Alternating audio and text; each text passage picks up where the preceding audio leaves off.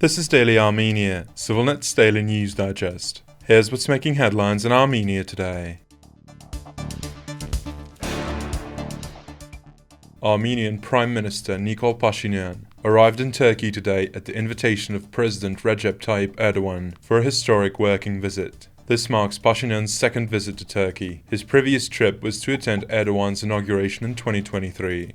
The Turkish media have highlighted the visit as notable, emphasizing that it takes place amid intensified contacts between the two countries. Commentators also point out that Pashinyan's trip comes shortly after Azerbaijani President İlham Aliyev's visit to Turkey.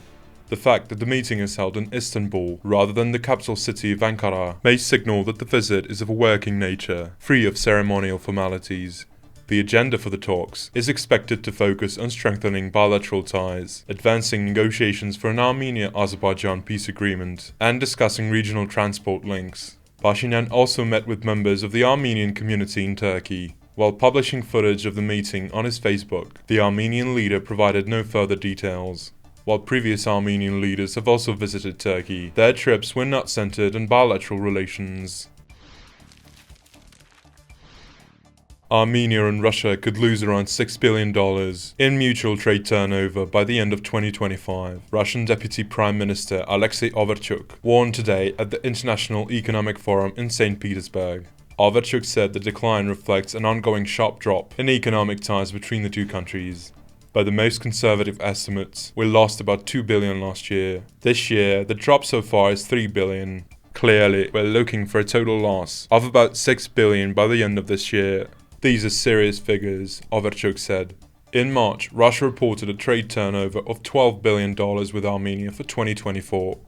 Overchuk frequently comments on Armenian matters, as his portfolio in the Russian government includes oversight of the Eurasian Economic Union affairs. He has been one of the most vocal critics of Armenia's potential European Union integration. In January, he said Moscow views the discussion in Armenia about joining the EU as the beginning of the country's exit from the Eurasian Union. Russia will shape its economic policy towards Armenia accordingly, he warned at the time. Armenia joined the Russian-led Eurasian Economic Union in 2015. The bloc offers an integrated market for its member states, aiming to facilitate trade, labor mobility, and economic cooperation. However, Armenia's participation is complicated by the lack of direct land connection to the rest of the Union, as its trade with Russia depends on transit through Georgian territory. Despite repeated warnings from Russian officials about the risks of deepening ties with the European Union, Armenian leaders have consistently stated that they currently have no plans to leave the EU. In the latest episode of our weekly Insight series, host Eric Hakopian covered the geopolitical shock of Israel's attack on Iran and what the unfolding war means for Armenia. He also examined how Iran's instability could affect Armenia's security, economy, and border situation, raising concerns about delayed imports, possible refugee flows, and increased threats from Azerbaijan. Follow the link below to watch the full show.